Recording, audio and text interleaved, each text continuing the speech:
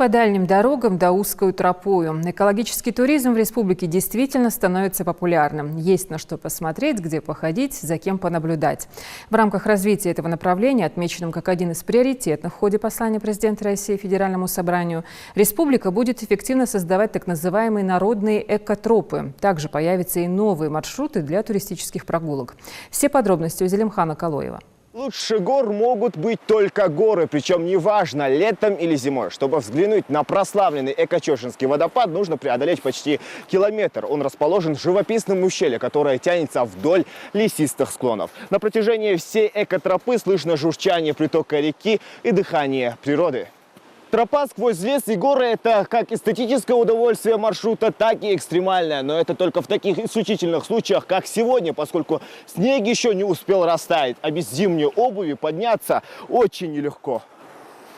Сказочная перезагрузка даже для самого искушенного туриста. Здесь встречаются сосна, орешник, рябина и другие лиственные деревья и кустарники. Однако сейчас они еще спят. Пешеходный экомаршрут обнаружили только в прошлом году. Сегодня это крупнейший водопад в Ингушетии. Его высота 37 метров, ширина 7.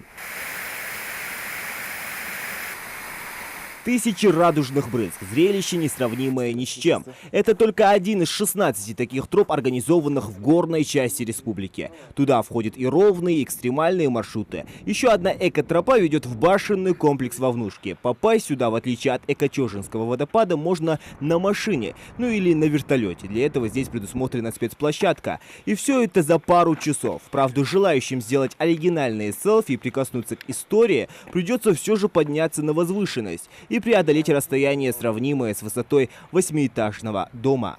Один из самых экзотических и ярких памятников страны. Монументальное сооружение, расположенное на неприступных скалах, притягивает к себе внимание многочисленных туристов со всего мира. Культ камня – так называют саму суть строения комплекса. Неспроста этот замок является одним из 7 чудес России.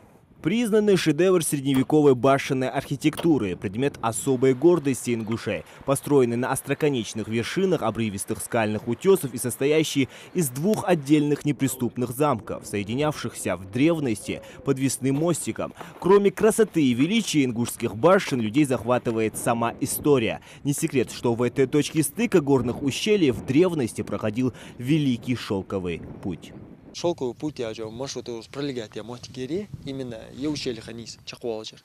Ушингала и пенхан.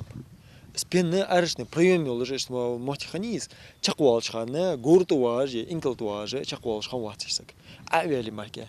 Так узлат бовы алгы салти узлахтар сухана. Же оздойхам последний защитник оздойхам бяхлахтардес. Цара халбяхкачар. Уже царги дань хаецешхан зданца хамелингия. Дела ош чах дол цешукса гухамад дахчан ша паргат чах дол шолуш дыше али чах болтшхампш. И мотик я ушели ханис. Я шагали успенхам аршны проемилш. Дашдаху унякаш халбохшампш.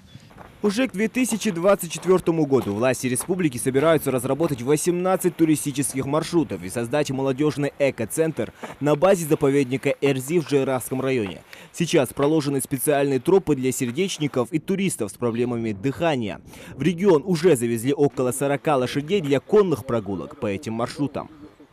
بيرش تسقيدم خبولش وش باخش بولش ناخذ تسقيدم خبولش حباكش حاش تخدولش دي ويدادول ده موتيجي هنز конные спортивные школы, конные дикие дивизии, конные спортивные клубы. Царство давили о маршруты же, экологические маршруты на верховной лошади. Лошади на прогулку шкогел живешь. Хандахо давили, ханзвей до мотиге, ханзер волнышки, а мотиге, емотик хоге. Даху era водопад же дадут да, чисто экологический, но гор хатуал гятич. Даху малё мотиге шкой хосо гор стада чаква голыш, перевал хатуал голыш, даху хах гор хах хужуасак.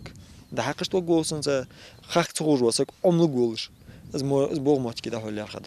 Теперь верхом на лошадях только по одному маршруту можно будет проскакать 6 километров от Вовнушек до самого древнего в стране храма Тхабаирды. Считается, что его построили по приказу самой царицы Тамары.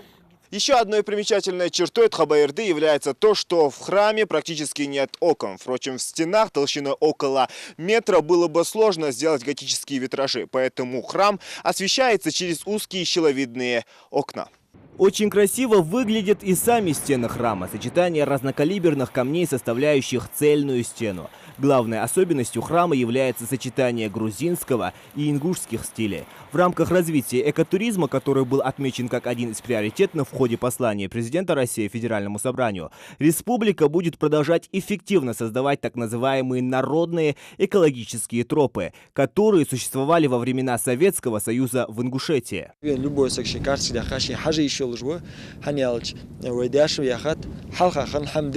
уже будущее строить того же осага художникам за эту бабахт сагият. Ши корниш мча хаю خوش خالدش شی اول مچار حبه خادی جد سگ حر از بحن دولجه او محتیجی و صحبه که باغاس کشکه واش پارت و بوت او حاجه حاجیت تان اینترست خود دوست حماجه دوت توقع نو حنیالچه وی دادخه وی دیاش لیل ده حماجه وی دست تغنز دستولیتی خود دو حماج وی دوت یعنی پروبلماتیش نخل خود وی سام از بحن دولجه زرگه استوری درگه چولاتجه حیا دخ مرشوتجه دالش اندر قدوخه مرشوتش خلترلوس حي جيلش توقع ناخذ سقير دم خوجي توق بلاشات كش خوجي بيرش سقير دم ياخذ دولار حبي اخر بولش حاجه اخوش موتي خوجيلش توقج مورجي بلاشات كش حي اللي اخذتها. Поэтому турпоток в регионе за последние несколько лет увеличился более чем в 12 раз. В прошлом году Ингушетию посетили больше 130 тысяч туристов. Значительно выросло и число иностранцев, проявляющих интерес к нашей республике. В субъекте разработано и действует более 30 туристических маршрутов. Причем все они созданы без ущерба для природы и колорита земли предков. Зелимхан Калоев, Адам Далаков, Исрапил Чахкиев, Новости 24.